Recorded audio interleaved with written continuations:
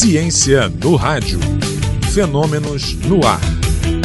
MEC-AM em parceria com o Observatório Nacional.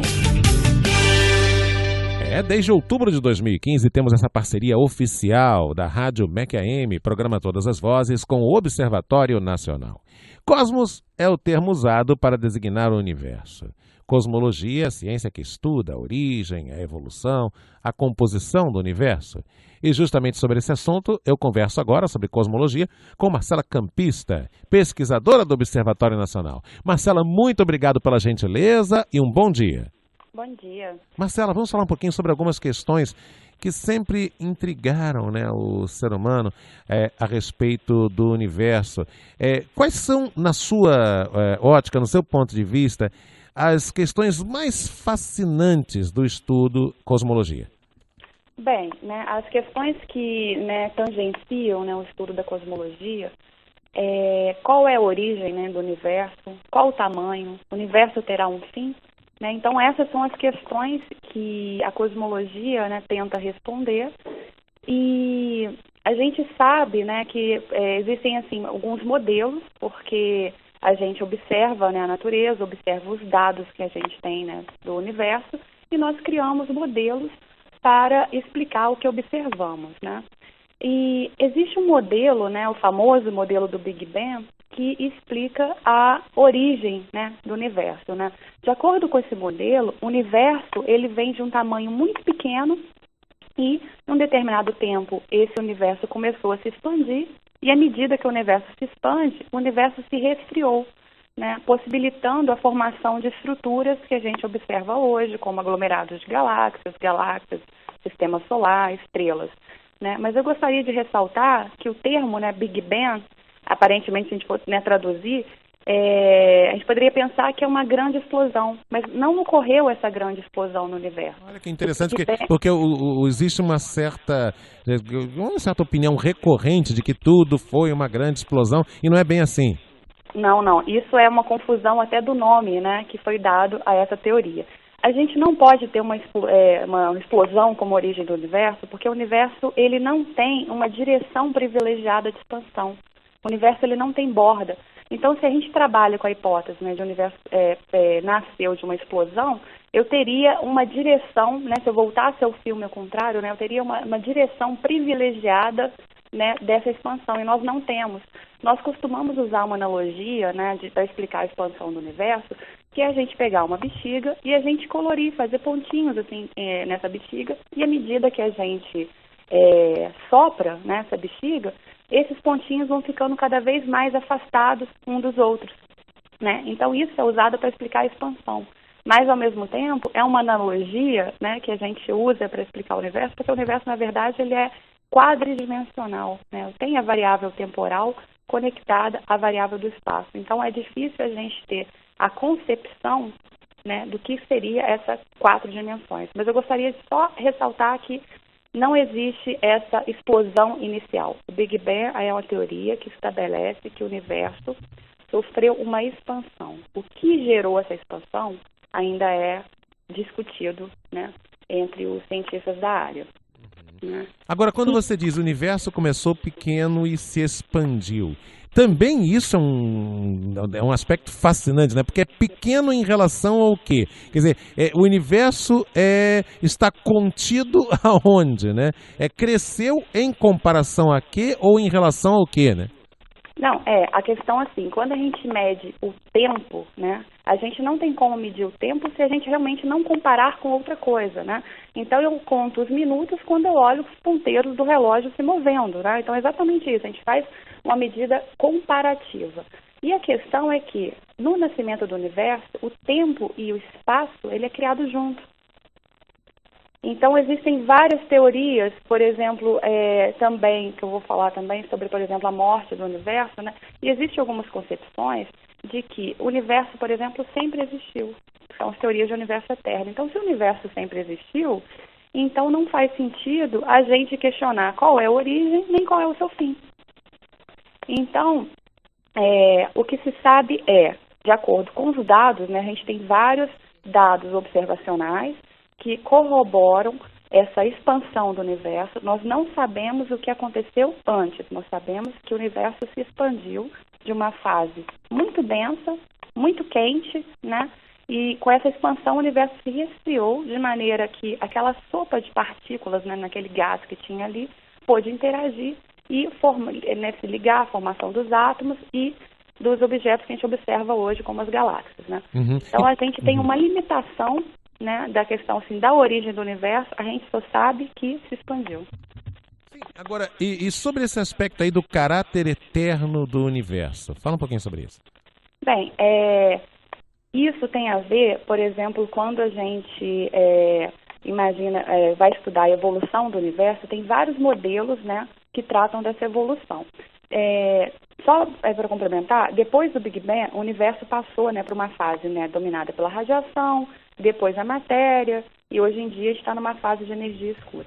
Existem algumas teorias em que o universo ele é cíclico. O universo, que essa denominação de universo eterno, que foi uma concepção antiga, que o universo sempre existiu, ela é remodelada hoje na atualidade e é trocada pelo universo cíclico, onde este universo contrai e expande continuamente, né? Então existem modelos de evolução do universo que considera, né, esse ciclo, né, seriam vários, digamos, expansões e contrações continuamente. Isso é possível em teorias de múltiplas dimensões, em que eu considero mais de 4 dimensões, que seriam 3 dimensões espaciais, mais uma dimensão temporal. Mas, na verdade, as teorias assim, mais usuais, né, que a gente trabalha, que são, assim, a gente tem muitos modelos. Então, a gente vai escolher aqueles modelos que têm menos variáveis e são mais fáceis de explicar aquilo que se observa.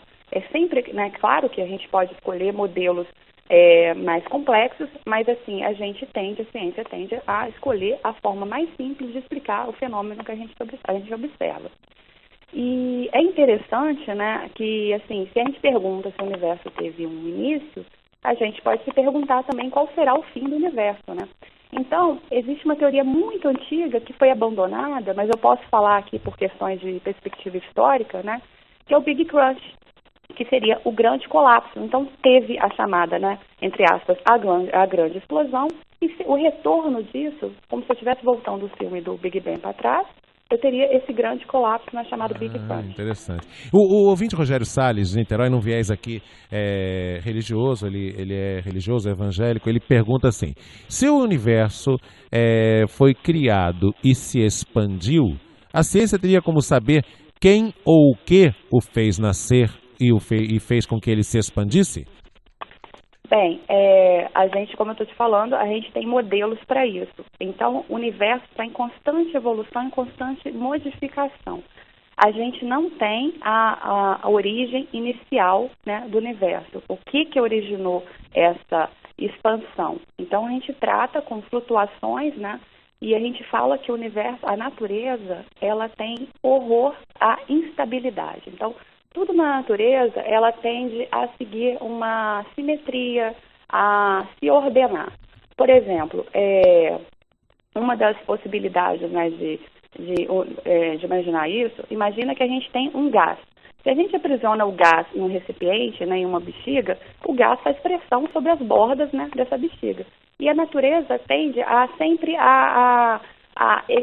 atingir uma situação de equilíbrio. Então, uma evolução natural, a partir do momento que a gente tem a concepção de que o universo está em expansão, de acordo com o que nós observamos, né, hoje, a gente tem um caminho natural dessa evolução. O universo vai passar por essas fases, o universo vai se resfriar como um percurso natural, né, que a natureza, digamos assim, escolhe, né, para seguir. E, por exemplo, a gente tem um cenário, né, por exemplo, esse do Big Crunch, é como se eu tivesse um material elástico em que eu fosse esticando cada vez mais até o limite máximo, e quando eu soltasse, o sistema tende a voltar para o equilíbrio, voltar para o ponto original, onde essa membrana, né, elástica não era estendida. Então, é isso que eu estou falando. É sempre um retorno ao equilíbrio, né? Essa teoria do Big Crunch foi descartada porque a gente não conhece hoje nenhum mecanismo que poderia frear a expansão do universo. Mas existem outras teorias, né, de morte do universo, que é o chamado Big Freeze, por exemplo, que significaria, assim, na tradução, um grande congelamento.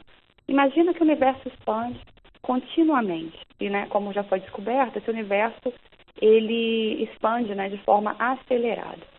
Com a expansão do universo, o universo vai cada vez mais aumentando o volume, a gente pode imaginar na bexiga, cada vez vai aumenta o volume, e todas as partículas que estão nesse universo, elas vão ficando cada vez mais separadas, ao ponto delas não interagirem mais uma com a outra. Então, o que acontece nesse cenário?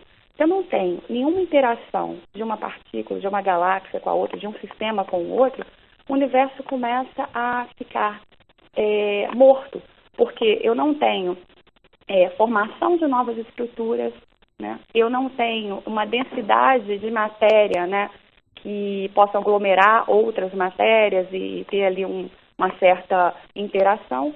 Então, aos poucos, as estrelas que nasceram, elas vão morrer, porque a estrela tem um tempo de vida.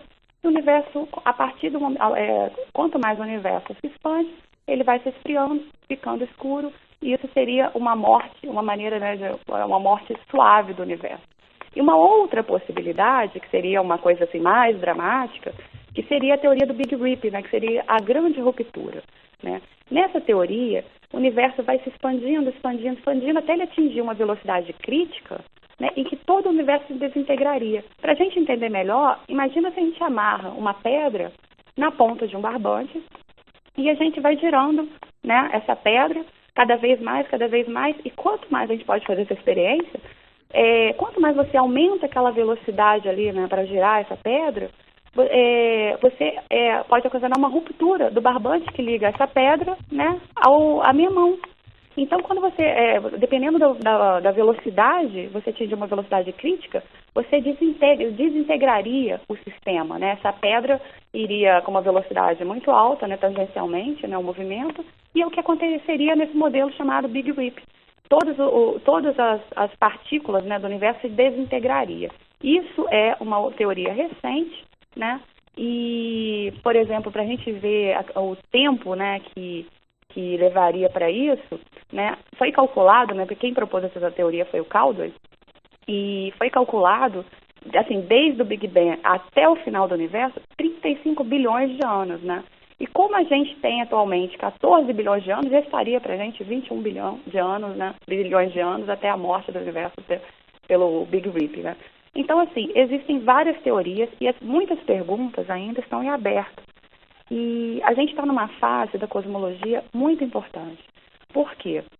A gente está tendo cada vez mais acesso aos dados observacionais, coisas que a gente não tinha. Então, a gente está tendo descobertas recentes e tendo grandes surpresas, né? E, por exemplo, para a gente imaginar, assim, tem várias maneiras da gente medir, né, tirar informação do universo. Vamos falar, assim, de espectro, né, eletromagnético, né? A gente tem diversas faixas de frequência. A gente pode medir o universo pela luz, né? Então, a gente está ali na faixa do óptico, mas a gente tem informações de faixas de rádio, informações de raio-x. Então, é como se eu tivesse um aparelho de rádio e cada uma dos canais eu sintonizasse uma frequência diferente e teria uma informação de uma determinada fonte. Cada fonte emite numa frequência diferente. Cada vez mais a gente consegue construir equipamentos de maneira a medir essas informações do espaço, né? Por exemplo, recentemente a gente teve a descoberta, né, das ondas gravitacionais. Ela não faz parte do espectro eletromagnético porque ela não emite uma radiação eletromagnética. Mas a gente conseguiu ainda abrir uma janela de uma outra fonte, de uma outra faixa de frequência muito pequena, né, que seria 10 elevado a menos 21. Você pegar o número 1 e dividir por uma sequência de 21 zeros, né? Então é uma frequência muito pequena. Sim. A gente tem conseguido, né, criar equipamentos de maneira a colher essas informações e responder essas perguntas, né, sobre o universo que, assim, que acho Fascinam. que permeia a humanidade. Fascinam sem dúvida. Professora Marcela, estou aqui em cima da hora, professora, mas eu quero voltar a conversar com você em outra oportunidade, tá bom, Marcela? Porque o tema é fascinante sem dúvida. O tema mexeu aqui com os nossos ouvintes. Marcela Campista, muito obrigado pela gentileza, tá bom? Eu agradeço. Marcela Campista é professora do Observatório Nacional, parceiro oficial da Rádio MEC AM, aqui neste quadro que valoriza a pesquisa científica no Brasil. Ciência no rádio. Fenômenos no ar.